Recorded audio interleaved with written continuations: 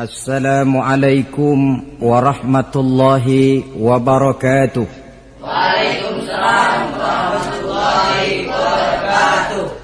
Alhamdulillahillazi ja'ala 'idan li'ibadihil mu'minin. Bahwa orang yang menjalankan ibadah Ramadan dengan baik, dalam arti siang dia laksanakan ibadah puasa, sementara dia hidupkan malam-malam Ramadan dengan sholat tarawih, i'tikaf, tadarus Al-Quran dan sebagainya.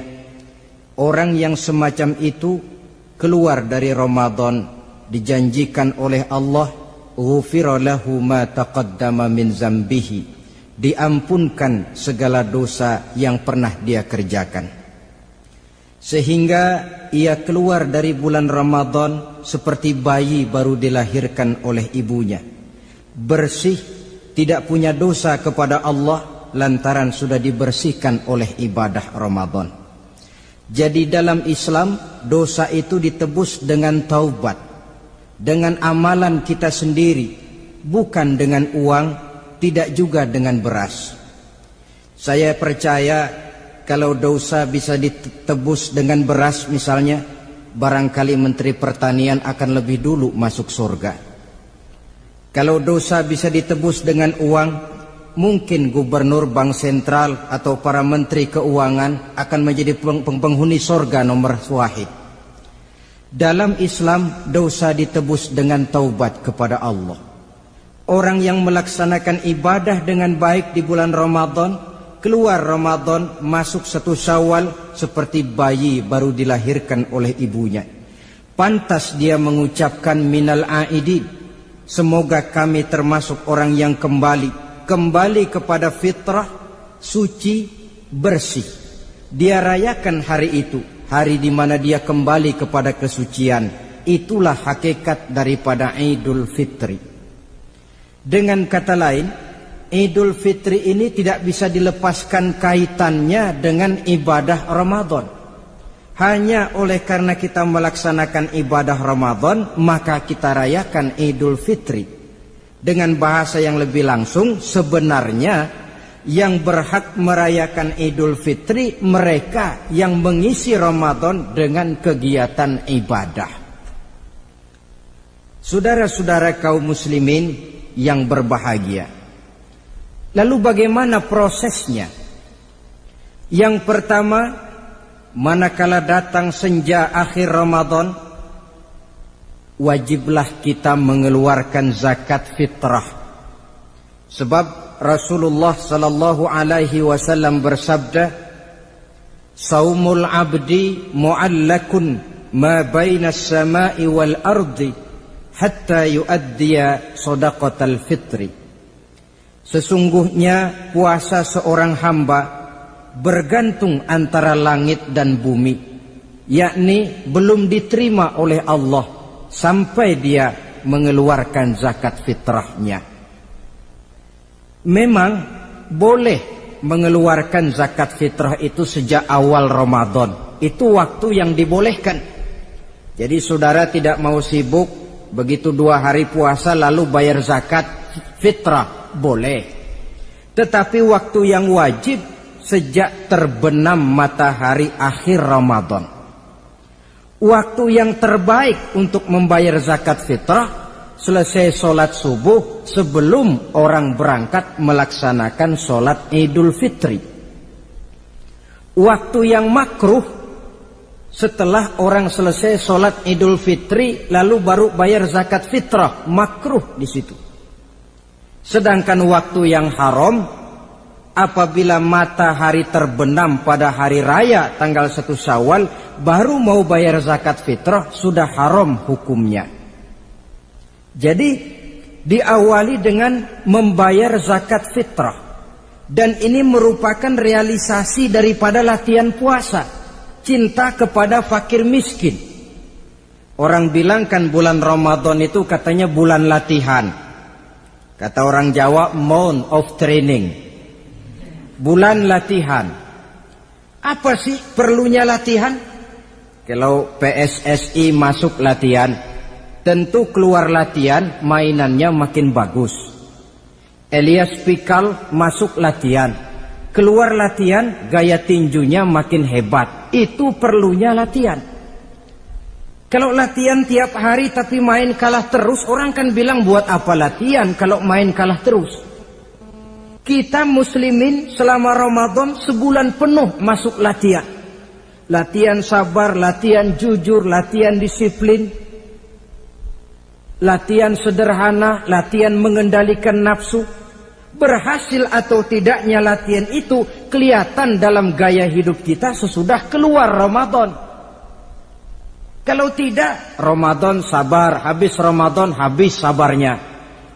Ramadan rajin ke masjid, selesai Ramadan selesai ke masjidnya.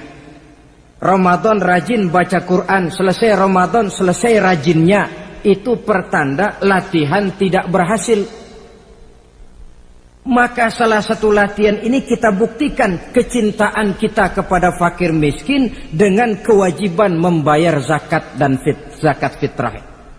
Ya Allah, sudah saya rasakan bagaimana tidak enaknya lapar dan haus. Sudah saya rasakan bagaimana tidak enaknya penderitaan orang-orang fakir dan miskin yang tiap hari kelaparan dan kehausan. Sebagai pertanda ya Allah, saya keluarkan zakat fitrah ini untuk orang-orang fakir dan miskin. Itu kita keluarkan pada saat matahari akhir Ramadan terbenam. Masuk malam pertama bulan Syawal. Malam takbiran kalau istilah di kampung kita ini. Allah Subhanahu wa taala dalam Al-Qur'an menjelaskan walitukmilul iddata. Hendaklah engkau sempurnakan jumlah bilangan hari puasamu. Berpuasa sebulan penuh.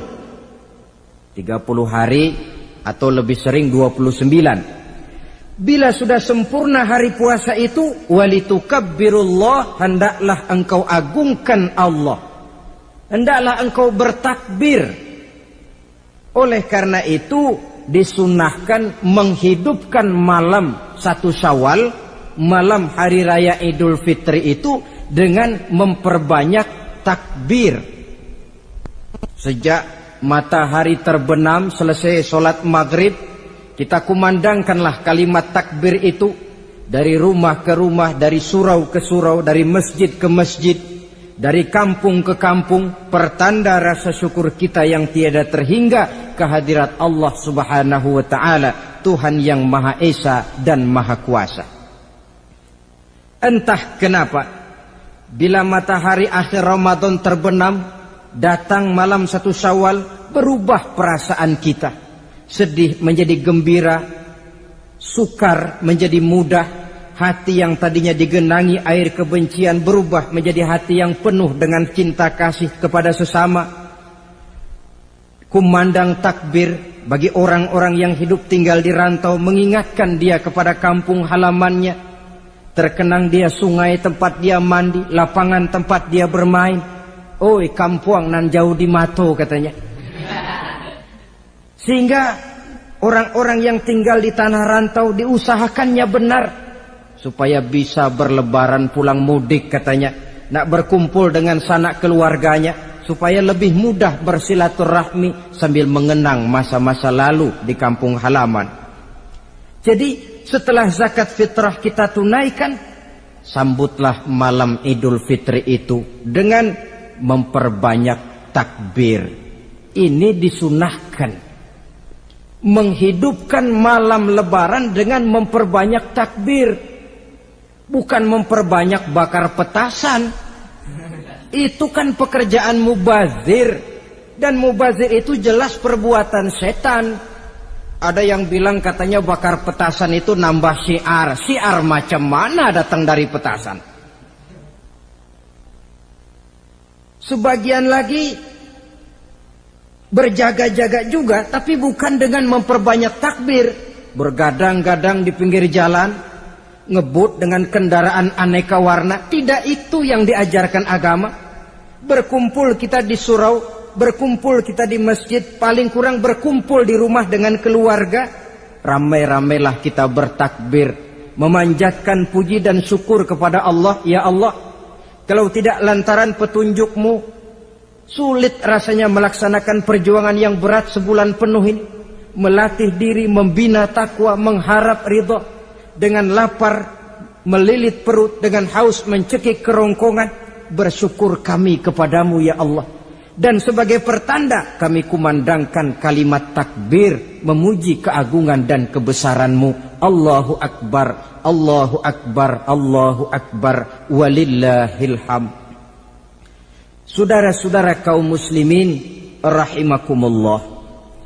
Di dalam satu hadis dari Ubadah bin Samit diriwayatkan oleh Imam Tabrani, bersabda Rasulullah sallallahu alaihi wasallam, "Man ahya lailatal fitri lam yamut qalbuhu yauma tamutul qulubi." Barang siapa yang menghidupkan malam Idul Fitri, maka hatinya itu tidak akan pernah mati pada saat hati-hati orang lain menjadi mati. Kita yang paling khawatir dalam hidup ini, pada saat hati kita sudah mati selagi jasad masih hidup, menjadilah kita bangkai berjalan dalam pandangan Allah. Badan hidup tapi hati mati, bangkai berjalan dalam pandangan Allah. Jadi ini hakikat merayakan Idul Fitri. Puasa Ramadan sebulan penuh, malamnya ibadah, menunaikan zakat fitrah, lalu malamnya menghidupkan malam dengan takbiran. Yang terjadi kan kita lihat adat yang dibesarkan, ibadat ditinggal. Puasa tidak, tarawih apalagi, lebaran kurang seminggu sudah lebih sibuk dia daripada yang puasa. Ke pasar kayaknya pasar mau dibeli semua. Rumah pun dicat, dikapur, baju diperbarui. Itu kan kulit. Memang lebih bagus kalau kulitnya baik, isinya pun baik. Tapi yang lebih penting daripada sekedar kulit adalah isi. Hakikat merayakan Idul Fitri kembali kepada kesucian. Kita bersih, tidak punya dosa kepada Allah. Itu kita rayakan. Dengan apa? Nah, oleh seorang ulama, Al-Imam Zakiyuddin Abdul Azim bin Abdul Quwa Al-Munziri, diberikan contoh bagaimana Rasulullah sallallahu alaihi wasallam itu merayakan Idul Fitri. Beliau berkata, yuhibbu sallallahu alaihi wasallam ayyuqabilal 'ida bil bisri was surur. Rasulullah sallallahu alaihi wasallam cinta, senang menyambut Idul Fitri bil bisri was surur, dengan muka gembira dan dengan sikap sukacita. Jadi merayakan Idul Fitri bil bisri was surur, muka menunjukkan kegembiraan. Kenapa gembira? Sudah berhasil berjuang sebulan penuh. Bukan gembira lantaran di rumah banyak dodol, kue, pakaian serba baru, sepatu pun serba baru. Bukan itu yang kita gembira. Gembira lantaran telah berhasil berjuang mengalahkan nafsu, memenuhi perintah Allah, melaksanakan puasa. Gembira lantaran kita kembali suci seperti bayi baru dilahirkan oleh ibunya. Bil bisri, muka menunjukkan kegembiraan, cerah di malam itu sampai di hari lebarannya. Jadi walaupun barangkali oleh karena kesulitan ekonomi tidak terbeli itu baju yang baru, tidak terbeli itu sepatu yang baru, tidak terbeli itu makanan dan kue seperti tetangga, jangan sampai mengurangi kegembiraan kita. Tidak boleh menyambut lebaran itu dengan manyun. Tahu manyun? Mukanya sudah macam asam sama kukusan. Tidak ada menunjukkan sikap kegembiraan. Nabi menghadapi hari itu bil bisri was surur, dengan muka cerah dan dengan sikap gembira. Tapi gembira dalam arti tetap pada jalur kontrol. Lalu apa lagi? Wat taubatu lillahi ta'ala, dengan tetap melaksanakan taubat kepada Allah. Wan nadam alal khataya, menyesal terhadap segala kesalahan yang pernah dikerjakan. Itu yang dilakukan baginda Nabi di hari raya. Wa masalihatil khusum, memperbaiki orang-orang yang bermusuhan. wal akhdhi binasiril mazlum, menolong orang-orang yang teraniaya, wasillatil arham, melaksanakan silaturahmi, wal ihsan ilal fuqara, berbuat kebaikan kepada kaum fakir miskin, wa ziyaratil aqarib, menziarahi, mengunjungi kaum kerabat. Itu hakikat di dalam melaksanakan Idul Fitri. Jadi jangan terbalik, sudah merasa baju baru, ini kan lebaran, merdeka. Kalau kemarin Ramadan kita dikekang, tidak boleh begini, tidak boleh begitu, sekarang sudah keluar Ramadan, merdeka.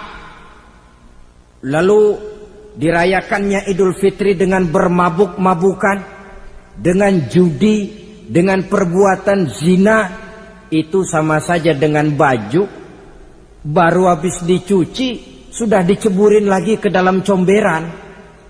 Ini kan ibarat baju masuk Ramadan dicuci sebersih-bersihnya, keluar Ramadan masuk lebaran, tetaplah berusaha menjaga kebersihan itu. Kalau ditinggalkan Ramadan merasa merdeka, melemparkan lagi diri ke lembah dosa, sama saja baju yang sudah putih bersih ditriska bagus-bagus, tapi lalu dilemparkan lagi ke dalam comberan. Na'udzubillah min zalik. Saudara-saudara kaum muslimin yang berbahagia, jadi setelah zakat fitrah kita bayar, hidupkan malam Idul Fitri itu dengan mengumandangkan kalimat takbir. Lalu bila datang sholat subuh di pagi hari pertama bulan Syawal, kita laksanakanlah sholat subuh itu berjamaah. Jangan sampai terbalik, saking kepengennya sholat Idul Fitri, subuhnya enggak. Ini kan sama saja kata orang nyari jarum kapak hilang. Tak membela yang sunnah, yang wajib disia-siakan. Sholat Idul Fitri itu sunnah saja hukumnya, sholat subuh wajib. Masakan yang wajib kita tinggalkan, lalu yang sunnah kita kejar-kejar? Terbalik tentunya. Lalu manakala usai kita sholat subuh masih mengumandangkan takbir, bersiap-siaplah kita untuk berangkat menunaikan sholat Idul Fitri. 2 rakaat, lalu diiringi dengan khutbah hari raya Idul Fitri. 2 khutbah seperti khutbah Jumat itu, khutbah pertama dan khutbah kedua. Kalau selesai melaksanakan sholat Idul Fitri, maka kembalilah kita ke rumah dengan suasana gembira. Untuk apa? Untuk berhalal bihalal. Istilahnya untuk berlebaran, saling meminta maaf. Kenapa? Dengan ibadah Ramadan, dosa kita kepada Allah insya Allah bersih. Tapi kan kita tidak cuma berbuat dosa kepada Allah, kita juga berbuat salah kepada sesama manusia.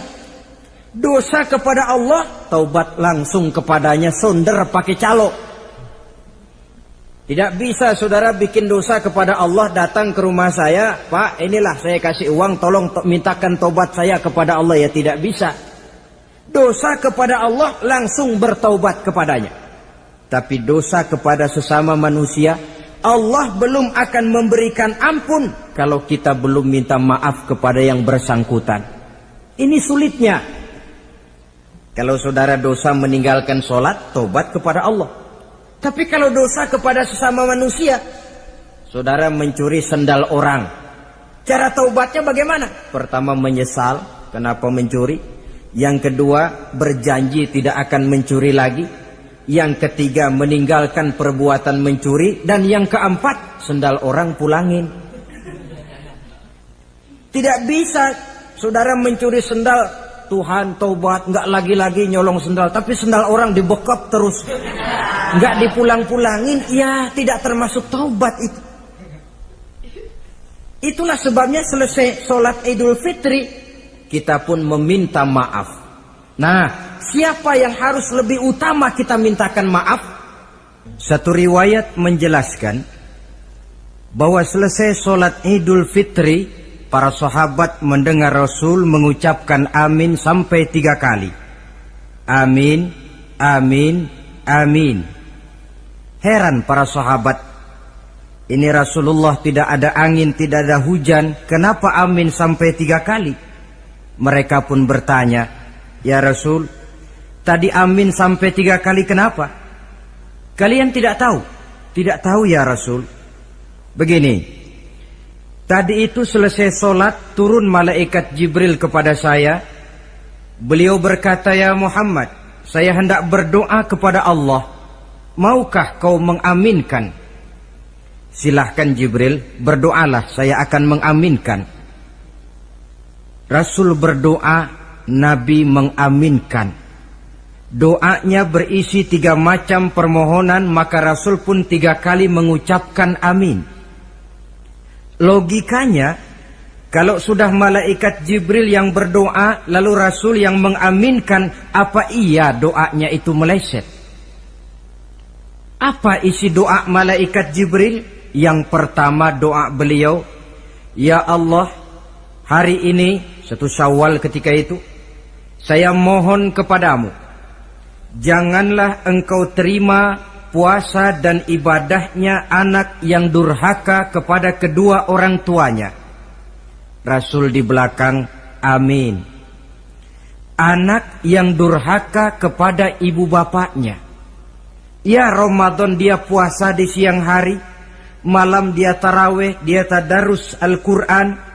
Kalau sudah durhaka kepada ibu bapaknya, ibadahnya didoakan oleh malaikat Jibril, diaminkan oleh Rasul agar tidak diterima oleh Allah Subhanahu wa ta'ala. Sebab itu manakala usai sholat Idul Fitri, pulang kita ke rumah, bersimpuhlah kepada ibu bapak, meminta maafnya, meminta ridhonya. Ibu kita yang telah mengandungkan kita, melahirkan kita antara pilihan hidup dan mati. Bapak yang pergi pagi pulang sore, peras keringat banting tulang untuk mendidik dan membesarkan kita. Demi setelah kita yang anak ini jadi orang, kadang-kadang lupa kacang akan kulitnya. Bagaimanapun tinggi status sosial seorang anak, bagaimanapun banyak gelar di sandangnya, bagaimanapun kayanya dia, kalau sudah durhaka kepada kedua orang tuanya, alamat hidup tidak akan memperoleh keberkahan. Doa malaikat Jibril yang kedua, "Ya Allah, hari ini saya mohon kepadamu, jangan engkau terima puasa dan ibadahnya suami istri yang tidak saling memaafkan." Sebab itu seorang suami, seorang istri, selesai turun sholat Idul Fitri, hendaklah berlapang dada si suami memaafkan istrinya, meridhokannya. Si istri pun bersimpuh meminta maaf dan ridho suaminya. Istri yang durhaka kepada suaminya. Sebab itu tidak heran kalau Rasul dalam satu hadis pernah menjelaskan, "Ayyumam ra'atin matat wa zawjuha anha radin illa dakhalatil jannah." Kalau ada seorang perempuan meninggal dunia, suaminya ridho kepadanya, itu perempuan akan masuk surga. Ini artinya, kalau seorang perempuan meninggal, suaminya tidak ridho kepadanya, biar dia tukang sholat, biar dia ahli puasa, biar dia hadir di majelis taklim manapun, meninggal tidak diridhoi suaminya, pintu surga belum dibukakan sampai suaminya ridho kepadanya. Riwayat lain menjelaskan bahwa sepulang Isra dan Mi'raj, Rasul bercerita kepada para sahabat, "Saya dalam perjalanan Mi'raj itu diperlihatkan neraka." "Neraka ya Rasul?" "Iya." "Lalu bagaimana?" "Saya lihat isinya kok kebanyakan perempuan." "Perempuan?" "Heeh." "Laki bagaimana ya Rasul?" "Laki juga tidak sedikit." "Kenapa lebih banyak perempuan ya Rasul? Apa mereka tidak sholat?" "Sholat." "Tidak puasa barangkali?" "Mereka rajin puasa." "Tidak suka mengaji barangkali?" "Mungkin lebih rajin dia dari suaminya." "Lalu apa penyakitnya ya Rasul?" Beliau menjawab, "Hunna yakfurnal asir." Penyakit perempuan itu dimanapun, tidak pandai bersyukur, kurang rasa terima kasih kepada suaminya. Suaminya yang bertahun-tahun pergi pagi pulang sore, peras keringat banting tulang untuk menghidupi keluarga, sekali saja terselip berbuat salah, hilang jasanya yang bertahun-tahun itu. Cuma salahnya saja yang diingat. Ibarat kata pepatah, panas setahun, habis dibalas oleh hujan satu hari. Habis dibalas oleh hujan satu hari. Malaikat Jibril yang ketiga, ya Allah, hari ini saya mohon kepadamu, janganlah engkau terima puasa dan ibadahnya muslim yang tidak mau memaafkan sesama saudaranya muslim. Tugas kita adalah meminta maaf, tetapi memberi maaf lebih mulia, karena memang memberi maaf lebih sulit daripada meminta maaf. Oleh sebab itu momen hari raya Idul Fitri intinya adalah halal bihalal. Bukan lalu merasa merdeka sudah ditinggalkan oleh Ramadan, berbuat sesuka hati, yang laksana baju sudah dibersihkan tapi dibenamkan kembali ke dalam lumpur. Yang kita inginkan agar bersih hubungan kita dengan Allah dan baik juga hubungan kita kepada sesama manusia. Hadis yang kedua, pada suatu hari ketika kumpul dengan para sahabat, Rasul bertanya, "Atadruna manil muflis?" Saudara-saudara, tahu nggak siapa orang bangkrut, orang sial, orang yang tidak beruntung itu siapa? Pertanyaan yang menarik. Jawaban sahabat macam-macam. Ada yang bilang al-muflisu fina man la dirham lahu wala mata'. Ya Rasul, menurut pendapat kami orang yang bangkrut, orang yang sial, yang tidak punya duit dan tidak punya harta. Itu jawab sahabat, dan begitu jawab banyak orang sekarang. Siapa yang banyak uang raja dia, yang tidak punya uang bangkrut dia. Sampai-sampai pepatah orang Arab bilang, innad darahima fil amakini kulliha taksur rijala mahabatan wa jalala. Uang itu di mana-mana katanya bikin hebat orang yang memilikinya. Coba lihat orang yang tidak punya uang dengan yang punya uang, jangan gaya hidupnya, gaya jalannya saja lain. Coba orang kerja itu hari Kamis sama hari Sabtu lain jalannya. Hari Kamis loyo, lesu, manyun.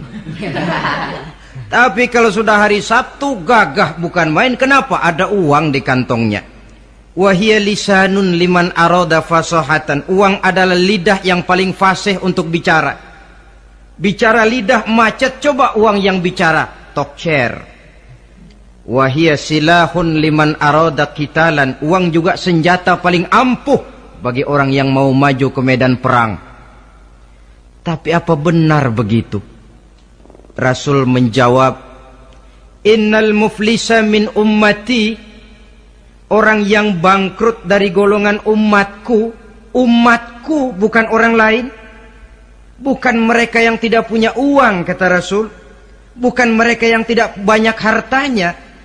Orang yang bangkrut dari golongan umatku, may ya'ti yaumal qiyamah bi salatin wa siyamin wa zakatin. Orang yang di hari kiamat nanti datang menghadap Allah dengan membawa pahala solat. Sebab waktu di dunia dia tukang solat.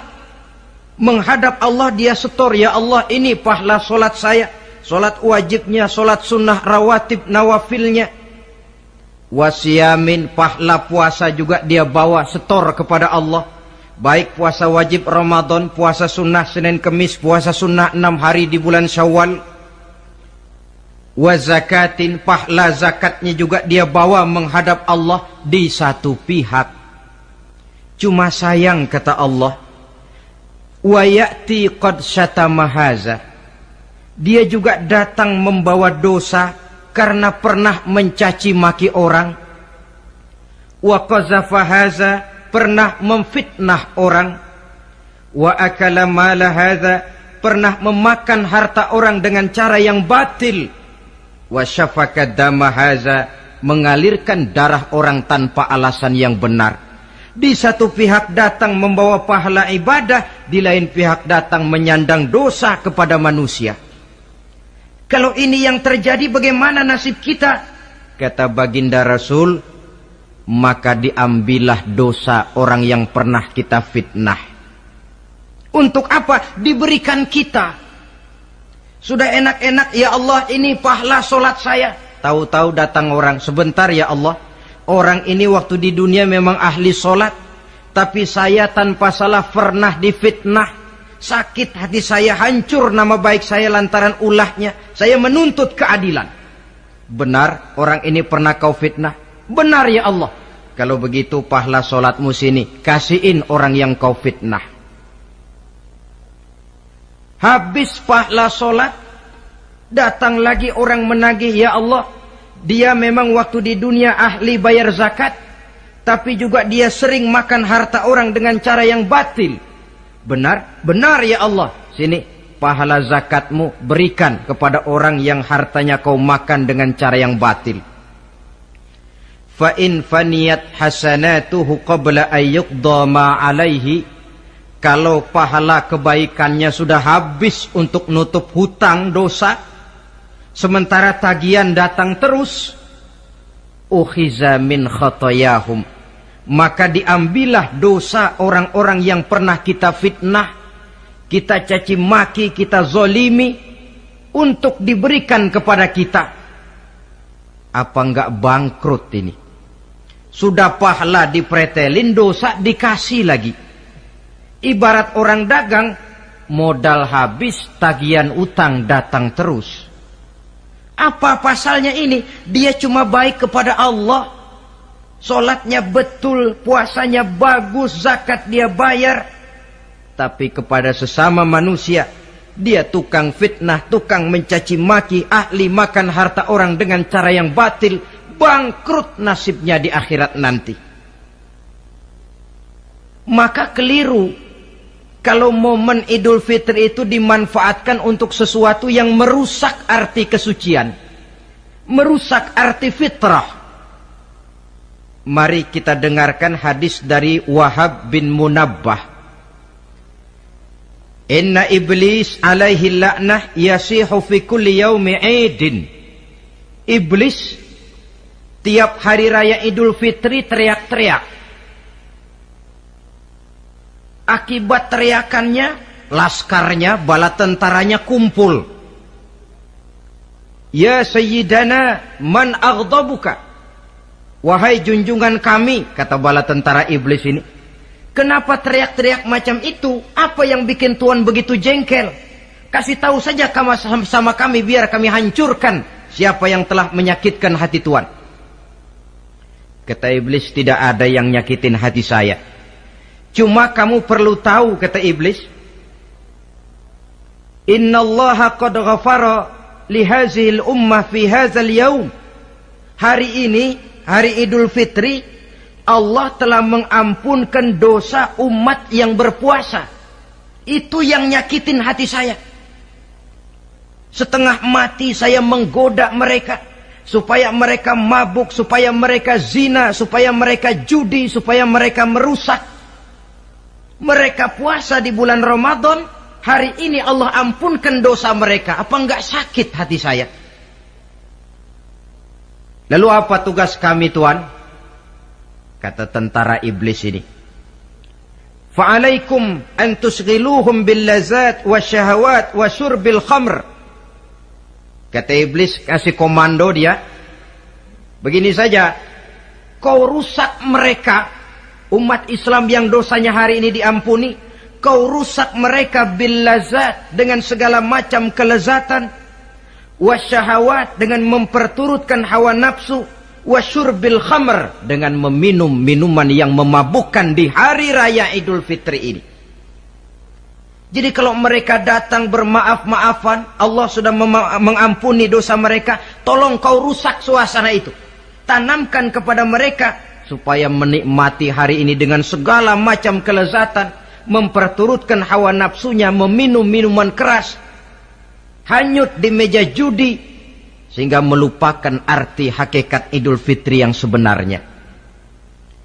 Di akhir riwayat ini Nabi pesan, oleh karena itu kata Nabi, ijtahidu yaumal fitri fis sadaqah wa a'malil khair wal birri minas salah waz zakah wat tasbih wat tahlil.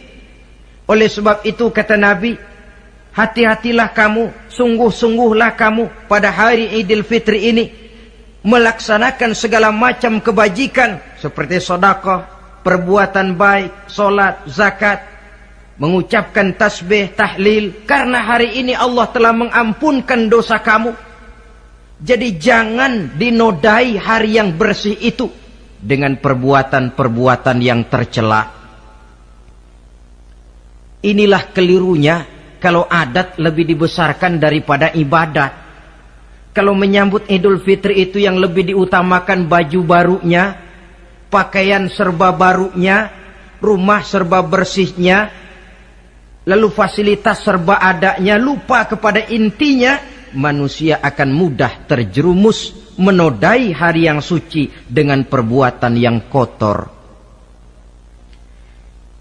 Saudara-saudara, ma'asyiral muslimin rahimakumullah. Karena itu Rasulullah sallallahu alaihi wasallam pernah menjelaskan apa hakikat hari raya sebenarnya. Beliau berkata, lil mu'mini khamsatu a'yad. Orang beriman mempunyai 5 hari raya. Yang kita tahu kan gampangnya Idul Fitri, Idul Adha, kan itu. Ya. Rasul berkata, orang beriman sebenarnya mempunyai 5 hari raya. Hari raya yang dia rayakan dengan kegembiraan. Kapan saja itu? Pertama, kullu yaumin yamurru 'alal mu'min wa la yuktabu 'alaihi zanbun. Setiap hari yang dilalui oleh seorang mukmin tanpa Allah menulis dosanya, itulah hari raya baginya. Jadi kalau berlalu satu hari dan hari itu kita tidak melakukan dosa satupun, itu hari raya. Dengan kata lain, bergembiralah seorang mukmin kalau dia bisa melewati satu hari tanpa di hari itu dia melakukan dosa. Itu hari raya. Aduh, saya girang benar hari ini. Kenapa? Hari ini tidak ada dosa yang saya kerjakan rasanya. Hari raya pertama adalah hari di mana kita lewati tanpa melakukan dosa. Kira-kira bisa nggak satu hari lewat tanpa dosa? Ya, bukan cuma sekedar mau, tapi berusaha untuk bisa. Ini hari raya yang pertama. Yang kedua kata Nabi, al-yaumul ladzi yakhruju fihi minad dunya bil iman wasyahadah wal ismah min kaidis syaitan. Hari di mana dia keluar meninggalkan dunia ini kembali kepada Allah bil iman, dengan membawa iman, wasyahadah, mengucapkan 2 kalimat syahadat, wal ismah min kaidis syaitan, dan selamat dari tipu daya setan. Saudara-saudara, mati membawa iman, sempat mengucapkan 2 kalimat syahadat, selamat dari tipu daya setan, itu hari raya kita. Sebab apa? Yang paling kita khawatir kalau sudah meninggalkan dunia tanpa membawa iman, tidak sempat mengucapkan 2 kalimat syahadat. Nah, supaya kita mati bisa mengucapkan 2 kalimat syahadat, caranya bagaimana? Ya tergantung latihan dan kebiasaan. Orang kepengen kaya mesti latihan kaya. Orang kepengen bisa nyanyi mesti latihan nyanyi. Orang yang dalam hidupnya sering mengucapkan 2 kalimat syahadat, insya Allah di akhir hayatnya pun kalimat itu yang akan diucapkannya. Makanya kalau Allah pesan, la tamutunna illa wa antum muslimun, jangan kamu mati kecuali dalam Islam. Bagaimana supaya kita mati dalam Islam? Hidup ini pun biasakan dalam Islam. Hanya mereka yang membiasakan hidup secara Islam, insya Allah bisa mati dalam lingkungan Islam. Ini hari raya yang kedua. Yang ketiga, al-yaumul lazi yujawizu fihi sirat wa ya'manu min ahwalil qiyamah. Hari di mana dia lewat di atas sirat dan aman dari huru-hara hari kiamat. Lewat di atas sirat dengan selamat. Itu hari raya yang membawa kegembiraan. Yang keempat, al-yaumul lazi yadkhulu fihil jannah wa ya'manu minal jahim. Hari di mana dia masuk ke dalam surga dan aman dari siksaan neraka. Hari raya terakhir, al-yaumul lazi yanzuru fihi ila rabbih. Hari di mana dia bertemu dengan Allah Tuhannya. Itu hari raya terbesar. Masuk surga itu enak. Tapi bertemu Allah jauh lebih enak. Sama saja kita masuk istana negara itu nikmat. Tapi bertemu presiden jauh lebih nikmat. Mungkin begitu masuk istana negara kita heran, kagum melihat lukisan, melihat dekorasi. Tapi begitu bertemu dengan kepala negara, lupa kita dengan indahnya bangunan istana negara. Mungkin ketika masuk surga kita kagum begitu luar biasa kenikmatannya. Ketika bertemu dengan Allah, hilang kenikmatan surga. Tertutup oleh nikmatnya bertemu Allah. Ma'asyiral muslimin rahimakumullah. Nah, lalu ada satu tradisi di negara kita ini yang disebut acara halal bihalal. Di Arab ini tidak ada. Dan memang halal bihalal itu bahasa Arab yang di Arab sendiri tidak terpakai. Halalun bihalalin artinya saling halal menghalalkan. Maksudnya saling maaf memaafkan. Kemarin saudara tanpa salah saya pukul, haram. Kesempatan ini tolong dihalalkan, artinya tolong dimaafkan. Karena kita bertemu seorang-seorang sulit, datang dari rumah ke rumah pun memakan waktu. Biasanya pun orang mengadakan acara kumpul, entah itu organisasi, entah itu kantor, entah itu keluarga besar, kumpul dalam satu acara yang lazimnya mereka sebut dengan halal bihalal. Rangkaiannya tidak terpisahkan dari puasa Ramadan, Idul Fitri, dan halal bihalal. Artinya, karena kita melaksanakan puasa di bulan Ramadan, maka kita rayakan Idul Fitri. Di dalam merayakan Idul Fitri, kita laksanakan acara halal bihalal. Tidak terpisahkan. Tapi rupanya halal bihalal ini sudah jadi milik nasional. Ya kita ikut bersyukur menjadi milik nasional. Tetapi yang paling merasakan nikmatnya tentu mereka yang mengikuti prosesnya sejak semula. Pelaksanaan ibadah puasa, melaksanakan zakat fitrah, menunaikan sholat Idul Fitri, sampai kepada berhalal bihalal.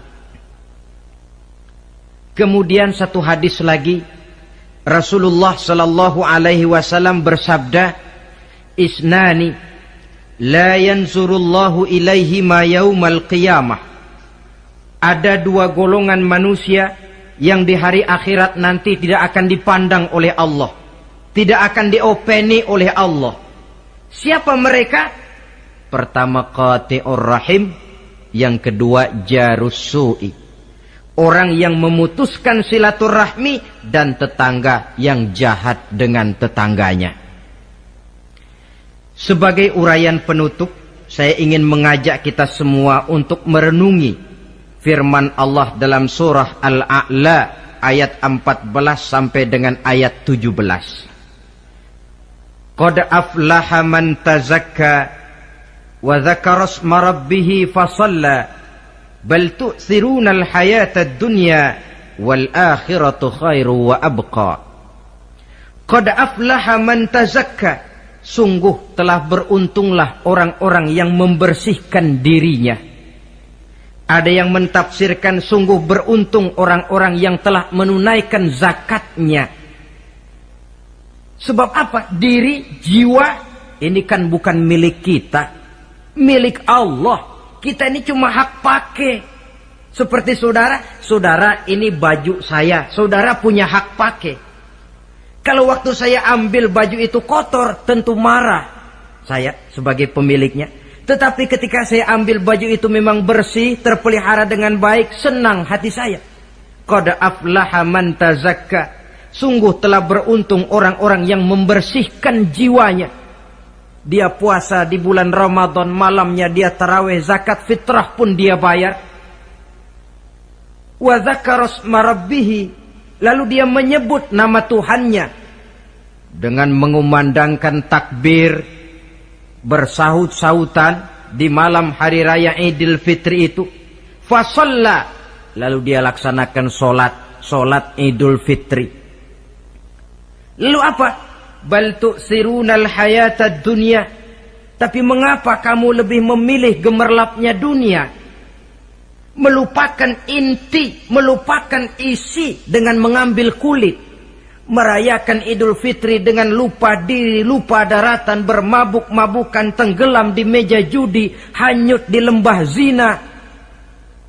Bal tu'sirunal hayatad dunya, kau utamakan megahnya dunia, kau kejar gemerlapnya dunia, kau lupa hakikat Idul Fitri itu. Wal akhiratu khairun wa abqa, padahal akhirat itu lebih baik dan lebih kekal bagi kamu. Dunia yang segala kemampuan yang ada kita kerahkan untuk mengejarnya merupakan kenikmatan yang kalau ketimbang kenikmatan akhirat, berapalah lamanya. Umur orang sekarang paling panjang 80 tahun. Jarang yang sampai 100. Jadi kalau Nabi mengatakan ad-dunya sijnul mu'min wa jannatul kafir, dunia adalah penjara bagi orang mukmin dan surga bagi orang kafir, itu betul. Yang salah kadang-kadang hadis ini digunakan sebagai senjata untuk menghantam orang Islam menjadi lemah. Dunia penjara bagi orang mukmin. Apanya yang dipenjara? Nafsunya. Dalam kehidupan di dunia ini, seorang mukmin tidak bebas memperturutkan hawa nafsunya, dipenjara nafsunya. Wa jannatul kafir, tapi dunia ini surga bagi orang kafir. Tidak lagi merupakan penjara, dia bebas memperturutkan hawa nafsunya. Dilarang tidak terlarang, dicegah pun tidak tercegah. Kalau habislah dunia, habislah sudah surganya sampai di situ. Bila datang ajal, selesailah sudah kesenangannya sampai di situ. Saudara-saudara, ma'asyiral muslimin rahimakumullah. Oleh karena itu, janganlah di dalam merayakan Idul Fitri ini kita mengutamakan kulit dengan melepaskan isinya. Hari raya fitrah, hari raya kesucian yang seharusnya dirayakan dalam suasana kesucian, jangan dinodai dengan perbuatan-perbuatan kotor yang akan mengundang dosa di dalam kehidupan kita. Sehingga 1 bulan latihan di dalam Ramadan ini mewarnai kehidupan kita 11 bulan berikutnya. Tanda bahwa latihan berhasil. Keluar Ramadan, gaya hidup kita makin baik. Ada kesinambungan. Jangan cuma Ramadan bisa sabar, selesai Ramadan selesai sabarnya. Ramadan rajin ke masjid, selesai Ramadan selesai rajinnya. Ramadan cinta kepada yatim piatu dan fakir miskin, selesai Ramadan malah kejam kepada yatim dan orang-orang miskin. Latihan tidak akan membawa hasil seperti yang diharapkan. Puncaknya, tercapailah tujuan daripada pelaksanaan ibadah puasa, la'allakum tattaqun, agar dengan pelaksanaan ibadah puasa kamu menjadi manusia yang bertakwa kepada Allah. Bukankah di sini harga dan nilai daripada manusia? Jadi puasa dengan kemampuan mengendalikan diri, dengan kesederhanaan, dengan disiplin, dengan cinta kepada fakir miskin, seluruhnya bertujuan membentuk manusia yang bertakwa. Dan saya yakin bukan suatu kebetulan kalau di dalam GBHN, garis besar haluan negara kita, dirumuskan bahwa tujuan pendidikan di Indonesia membentuk manusia yang bertakwa kepada Tuhan yang Maha Esa. Saya yakin itu bukan kebetulan. Saya percaya itu bukan hasil lamunan karena yang duduk di DPR, MPR orang bonafid semua. Tujuan pendidikan, apapun nama pendidikan itu, harus mengarahkan, membawa manusia Indonesia menjadi orang yang bertakwa kepada Tuhan. Dan dalam artian kita, takwa itu tidak lain kemampuan melaksanakan segala yang diperintah Allah dan kesanggupan menjauhi segala yang dilarangnya. Ma'asyiral muslimin rahimakumullah. Karena itu saya ingat benar, orang-orang tua kita itu betul. Kalau dia berlebaran, dia bawa anaknya yang kecil-kecil itu ke rumah keluarga, sanak familinya, diperkenalkan. Ini bibimu, yang itu pamanmu, sebelah sana tuh kakekmu. Apa yang kita ingat di waktu kecil akan tertanam sampai kita besar. Istilahnya tidak kehilangan obor. Tahu keluarga, kenal sanak famili. Yang terjadi zaman sekarang, kadang-kadang ipar dengan ipar berkelahi, keponakan dengan keponakan bermain hantam. Kenapa? Hilang obor, tidak ada yang memberikan penyuluhan bahwa dia masih keluargamu. Apa latar belakangnya? Kurangnya silaturahmi. Apalagi remaja sekarang kalau diajak pergi berlebaran kuno keragunan saja ngelihat uak. Ya tidak ada salahnya toh, rekreasi persilakan. Keragunan kah, ke Taman Mini kah, ke Taman Impian Jaya Ancol kah. Tetapi silaturahmi ini utamakan. Kunjungi keluarga, kunjungi sanak famili, handai tolan. Sebab apabila silaturahmi ini sudah retak, pada akhirnya kita kehilangan obor. Manakala sudah kehilangan obor, boleh jadi kita tidak akan saling mengenal satu dengan lainnya. Bukankah adat hidup katanya tolong menolong? Bila kita merupakan satu keluarga besar, mungkin ada kelemahan di bidang pendidikan, yang lain maju di bidang ekonomi, saling membantu sehingga terwujud di mana yang satu menunjang kemajuan bagi yang lainnya. Saudara-saudara, inilah pembicaraan kita pada pertemuan kita kali ini. Dengan harapan tentunya mudah-mudahan kita benar-benar masuk dalam kelompok minal aidina wal faizin wa kullu amin wa antum bi khair.